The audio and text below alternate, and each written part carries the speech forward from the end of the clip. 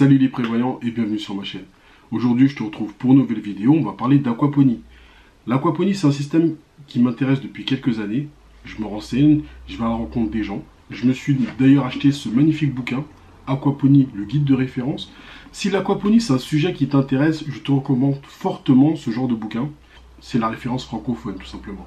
Donc tu y apprends quel genre de poisson qui serait le mieux adapté à ton système aquaponique en fonction de ta région, de ton climat, comment créer un système aquaponique, comment on gère les plantes, les poissons, les alevins, etc. etc.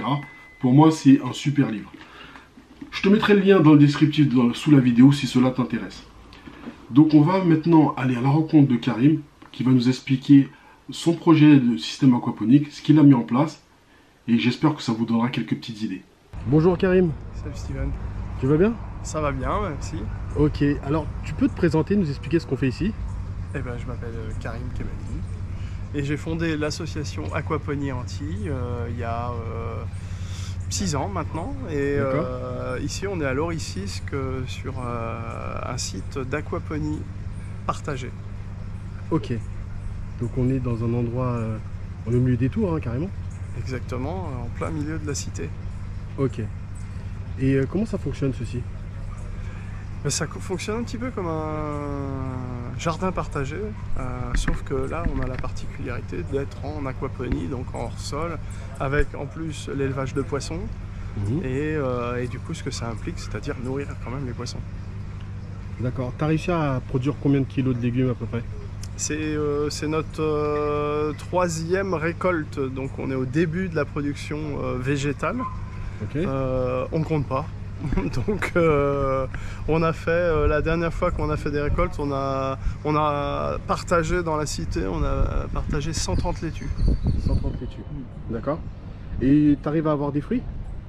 Parce que là je vois beaucoup de plantes aromatiques. On n'a pas encore commencé tout ce qui est tomates, piments, poivrons, mais on va le faire. Ok. On attend que les poissons soient un petit peu plus gros, histoire d'avoir un maximum de nutriments dans l'eau. Ok. Ça fait combien de temps c'est installé? Alors ça fait, pour la partie poisson, ça fait 1 an. Et pour la partie plante, ça fait que 3 mois. Mais pourquoi les poissons, on a attendu 1 an avant de mettre les plantes? Alors les poissons, on peut très bien démarrer l'élevage de poissons en avance, histoire de bien enrichir l'eau.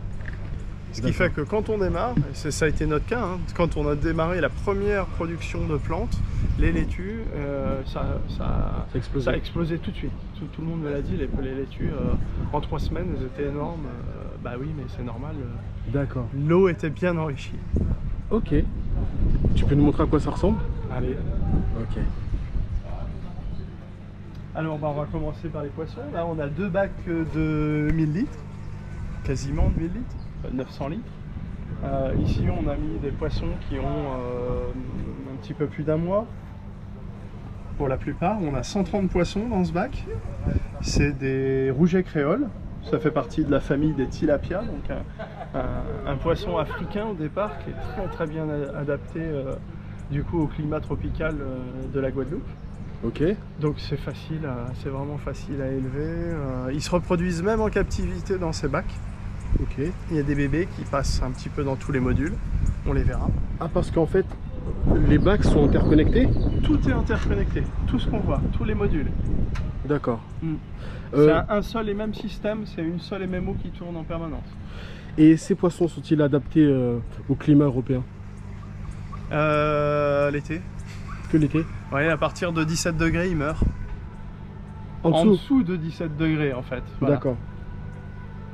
Donc c'est un poisson où sa température idéale c'est 28 degrés. D'accord. Ça coûte combien des alevins pour pouvoir... comment on peut chiffrer ça? Alors ici on a une écloserie en Guadeloupe, donc on peut acheter des alevins pour environ 1 €, hein, ça dépend de la taille de l'alevin. 1 € pièce? Ouais. D'accord. Et sinon c'est quand même assez simple de faire la reproduction soi-même, sauf que bon, on va avoir mâle et femelle, tout va être mélangé. Nous, quand on achète à l'écloserie, on a 98% de garantie d'avoir que des mâles. Pourquoi avoir que des mâles? C'est parce que en fait, le mâle grossit plus vite. Là, c'est vraiment cette espèce-là qui est spécifique à ça. Rien à voir avec la truite en France. D'accord. Justement, je dirais presque c'est l'inverse. Le mâle grossit 2 fois plus vite que la femelle chez le tilapia. Donc c'est le mâle qu'on va consommer plus rapidement. Voilà. Ok. Une installation comme ça, pour un particulier à l'échelle familiale, c'est quoi le budget? Parce que je vois qu'il y a des bacs de récupération d'eau de pluie, Oui. je vois qu'il y a des tables à marée, et ça je pense que ça a un coût quand même, cette table. Oui, tout à fait. Alors, pour un particulier, ce serait différent, parce que déjà, ce genre de bacs ne se vendent pas. Ça non plus.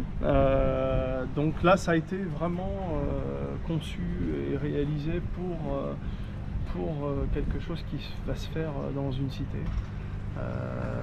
Un milieu urbain, voilà. Puis après, on implique la population pour la déco, puisque là, on a enlevé l'aspect du acier galvanisé pur. Hein. On a fait même intervenir des professionnels au niveau du graphe. Okay. Et les jeunes du quartier pour embellir l'ensemble. Mais sinon, pour un particulier, ça va aller de, je dirais, s'il fait soi-même, quelqu'un qui est bricoleur et qui est capable de faire lui-même, à partir de 300 €, il peut faire son système lui-même. Et nous, on vend des kits à partir de 900 € où tout est inclus. Poisson inclus d'ailleurs. Poisson inclus. Ouais. D'accord. À partir d'une cuve comme ça, comme celle-ci? Oui, oui, oui. Ok. Même type, pas exactement la même, mais c'est-à-dire que les kits qu'on fournit, il n'y a pas l'aspect métallique autour. Alors que là, il y a du métal autour de la cuve. D'accord. Ok. Et le reste dans la petite cabane, qu'est-ce qu'il y a exactement? La petite cabane, en fait, au départ, l'idée c'était d'avoir un local technique. Et puis on a eu de plus en plus de partenaires financiers.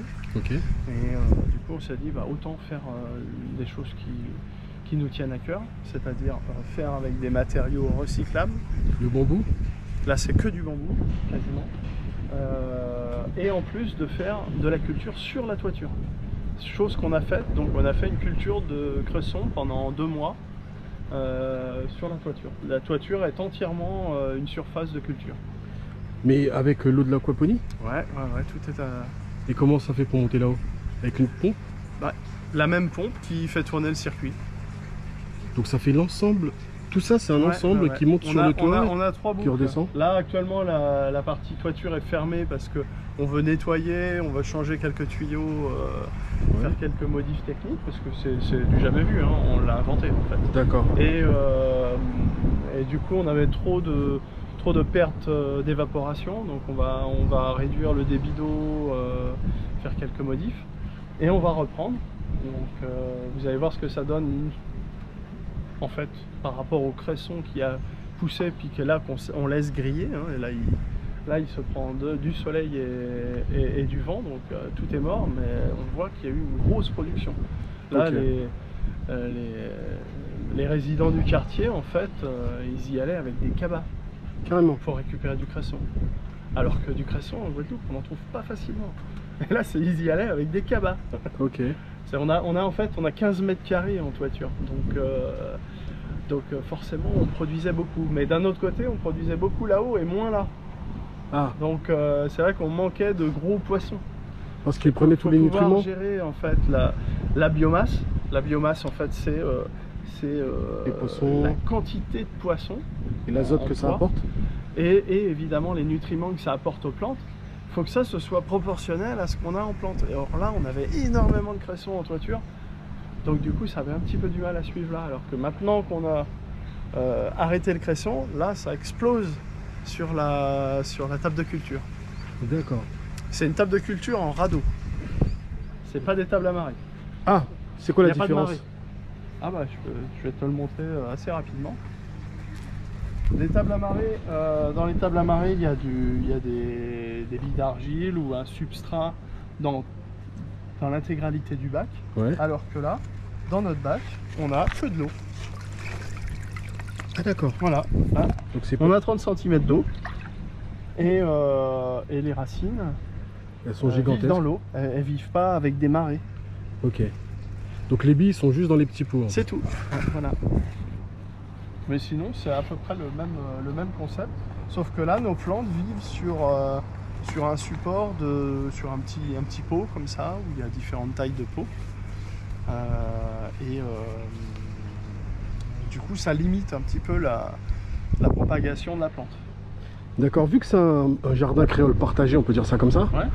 comment ça se répartit au niveau des habitants? Comment ils font pour se servir? Est-ce que quelqu'un a besoin d'un peu de basilic pour faire une recette? Il vient, il se sert. Il se sert. C'est comme ça. Voilà, il se sert. Pour des petites choses comme ça. Après, quand il est question de plantes qui ont un cycle unique, Oui. genre une laitue, on la coupe et c'est fini. Là, dans ce cas-là, on le fait par atelier. C'est-à-dire à chaque atelier, on essaye de faire un atelier par mois. À chaque atelier, on coupe tout et on replante. Donc là, les gens, c'est à ce moment-là où je te dis, on a partagé dans le quartier 130 laitues. En fait, il y avait que 10 personnes. Oui. Mais il y en a un qui habite dans cette cage d'escalier, une autre là, et puis après, c'est diffusé, quoi. Ok. Et du coup, je vois qu'il y a un autre bac avec une espèce de fontaine qui coule dans la cabane. Qu'est-ce que c'est? Donc cette cabane, c'est le local technique. Ça va être au-delà d'un local technique du coup, parce que comme on a eu des fonds pour faire quelque chose d'un peu plus grand que prévu, ça va devenir une case on pourrait dire santé bien-être, où une dame nous a proposé de réaliser des massages. Elle fait des massages à domicile actuellement. Ouais. Elle pourra les faire là parce que dans cette case, on a de l'eau qui coule. Et l'eau qui coule, c'est un lieu de détente. En général, quand on s'y pose, on s'allonge, c'est très relaxant. Et ça n'a rien à voir avec le système aquaponique, logiquement. Si, c'est lié, puisque en fait, la fontaine qui coule, c'est le sump, le puisard qu'on appelle en aquaponie, c'est-à-dire toutes les eaux qu'on envoie soit dans les poissons, la filtration, la toiture ou les plantes, c'est là, ces eaux qui coulent, elles vont revenir à cet endroit-là. Donc c'est le puisard, c'est là que part le système en fait. Donc là, en l'occurrence, nous on a fait une simili-fontaine comme puisard. Donc on a fait une sorte de fausse roche où on a une fontaine qui coule. Quand on a la toiture en fonction, on a aussi une fontaine ici. Donc on a encore plus d'eau qui coule. D'accord. Et ce petit gargouillis là, finalement c'est ça qui est relaxant. Donc on a suffisamment d'espace pour mettre une petite table de massage. On est en train de créer une douche. Donc on va avoir tout ce qu'il faut pour avoir un petit espace bien-être. Au-delà d'être juste finalement l'idée au départ c'était d'avoir un local technique. Voilà, où on a notre pompe, vraiment la pompe est là, on a la pompe à air derrière. Ici vous avez tout ce qui est câble de panneaux solaires. On n'est pas encore autonome en électricité, mais on va l'être puisqu'on est capable de produire 1800 watts, alors qu'on a besoin de 150 watts. C'est pour alimenter quoi, la pompe? La pompe et la pompe à air. La pompe à eau et à air. Donc là, avec le panneau déjà, on peut être autonome? Largement. D'accord. Alors actuellement, on est déjà autonome en eau. Ouais. On est raccordé à aucun réseau de ville. On est raccordé à notre citerne qui est derrière, qui est connectée à la toiture du de bâtiment. l'immeuble. Donc c'est de l'eau de pluie en fait? Tout le temps. Ouais. D'accord. Mais tu rajoutes un apport d'eau? Une fois que c'est rempli, c'est rempli? Oui, mais on perd de l'eau puisque les plantes, elles transpirent. Elles consomment de l'eau elles-mêmes. Ah. Donc, du coup, on est toujours obligé de mettre un petit rapport. Par exemple, là, on a perdu en une semaine, on a perdu 200 litres à peu près. J'essaye d'avoir l'évaporation avec la chaleur, tout ça? Ouais, voilà. Ici, il y a beaucoup de vent, on est très près de la mer et il fait chaud. Il y a du soleil, donc voilà, vent, soleil, forcément. Quand on allume la toiture pour avoir une production de façon, là ça consomme encore plus d'eau. Mais on n'a jamais eu besoin jusqu'ici de rajouter de l'eau de ville. Et de toute façon on n'est pas connecté. Mais voilà, on fait avec notre citerne, c'est une citerne de 5000 litres qui nous permet d'être autonome à l'année en eau de pluie, tout simplement. L'eau de pluie est de qualité quand même en Guadeloupe. il y a quand même très peu de pollution de l'air, hein, donc on fait avec ce qu'il y a et c'est suffisant largement. D'accord. Est-ce que tu peux nous montrer les poissons maintenant? Ouais. Et la catégorie de poissons, de l'espèce que tu élèves? Ouais.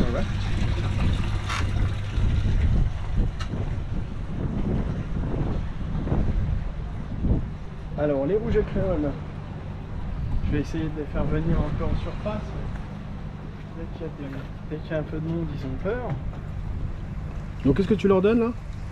Des granulés à base de soja, maïs. Alors est-ce qu'ils vont venir? Quand il y a du monde, c'est pas facile. Ils sont un peu timides. Ouais. Ceux-là sont les plus anciens, on va dire. Ils ont quelques mois. Hein. Ils doivent avoir genre 3 mois. C'est majoritairement des mâles. Il y a quelques femelles quand même dans le lot. Et ici, il y en a 50. D'accord, mais si on les laisse comme ça, ils vont se reproduire tout seuls?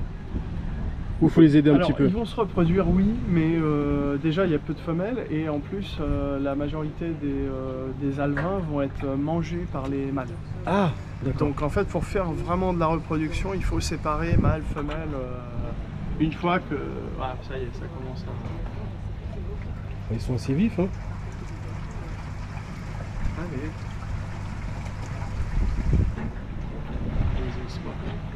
3 fois par semaine on les nourrit, c'est ça? 3 fois par jour.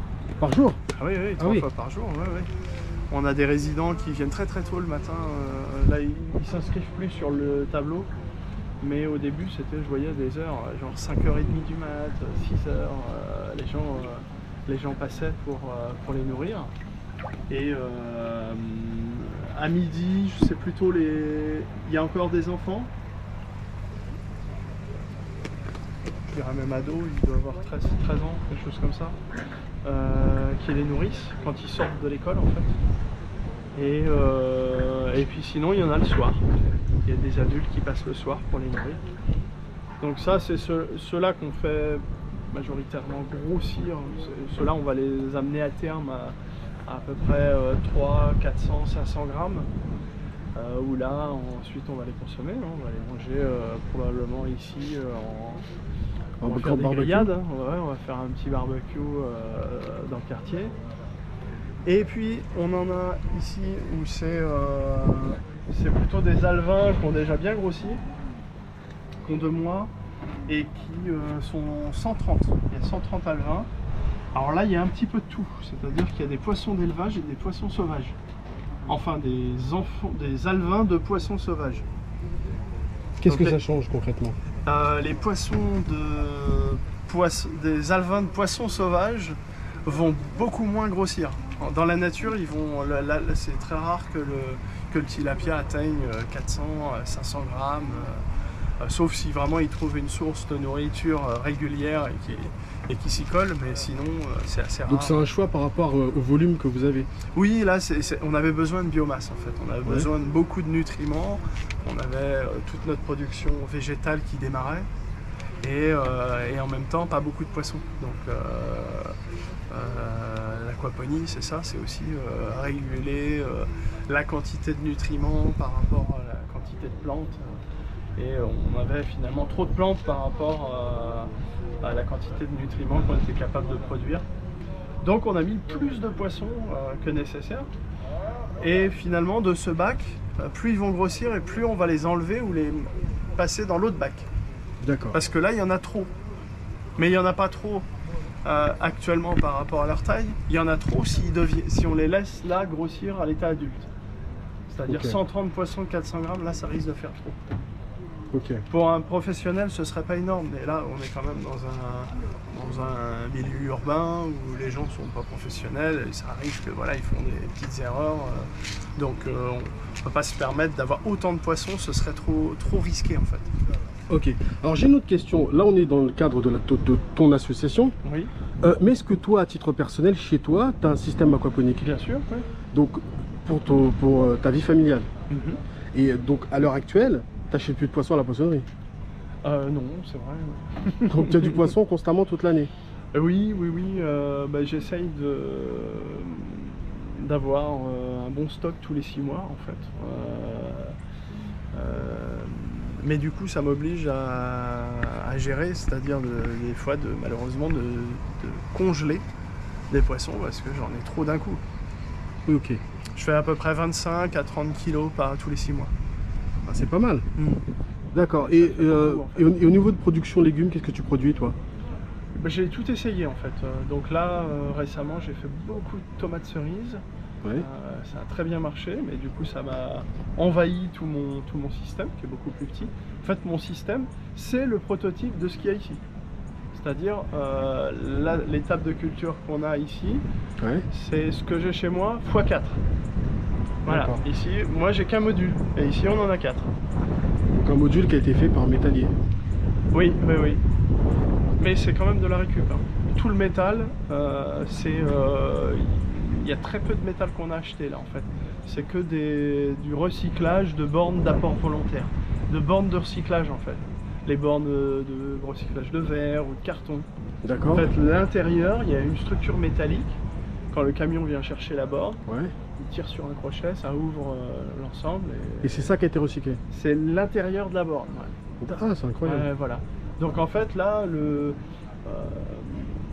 toute la structure a été faite avec 90% de matériaux recyclés. Ok. Donc pour toi, à ton avis, une famille avec un petit module comme ça, un bac à poissons et une table comme ça, on peut très bien réussir à produire de la nourriture à domicile. Oui. Bah, un système comme celui-ci, en incluant la table, la toiture de Cresson, je pense qu'une famille de, disons, 3-4 personnes pourrait se nourrir à l'année. À l'année? Mais là, c'est pas l'idée en fait. L'idée, c'est de produire des grosses quantités d'un seul ou quelques végétaux qu'on va distribuer à plein de gens. Plutôt que, de toute façon, c'est pas possible, quoi. Il ne peut pas y avoir qu'une famille qui se nourrisse. J'ai bien compris que là, dans le concept, c'est pour la communauté. Voilà. Mais pour une famille normale. Oui, pour une famille normale, ouais, ce serait possible. Ouais. En calculant bien les roulements, ouais, ce serait tout à fait gérable. Ok. Donc en fait, toi, tu plantes en fonction des saisons et. Oui, et puis de ce qu'on a envie de faire aussi. Là, on vient d'entamer des cycles un peu plus longs que les laitues. Donc les laitues, c'est ce qu'on va appeler des cycles courts. 4 semaines. En 4 semaines, on a une laitue. Les gens aiment bien, ça va vite. Ils plantent.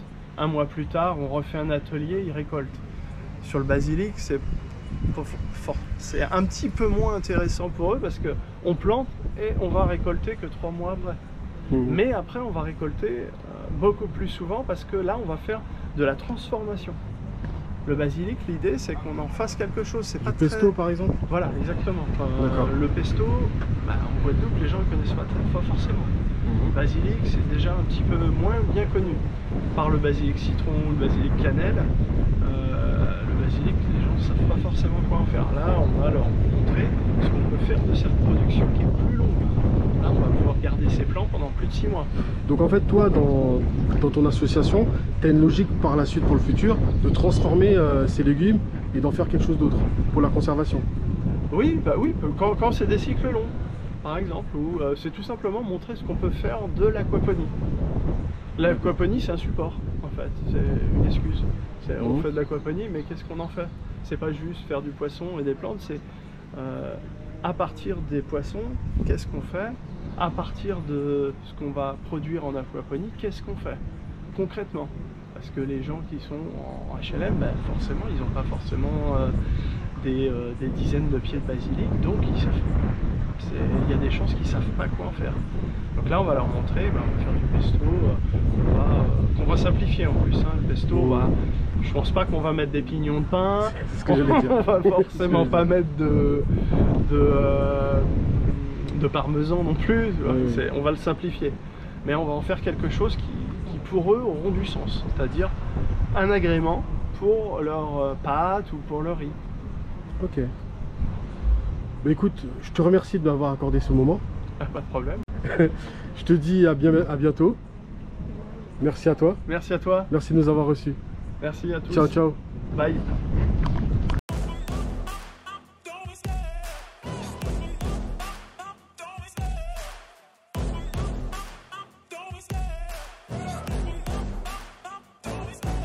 love the chase and the hunt, and I set the pace when I'm running. I always take what I want and I always give it 100. Don't need a bank, no I'm funded. Play the game like it's nothing. I'm always thankful for something. Don't take for granted, stay humble. Now wait.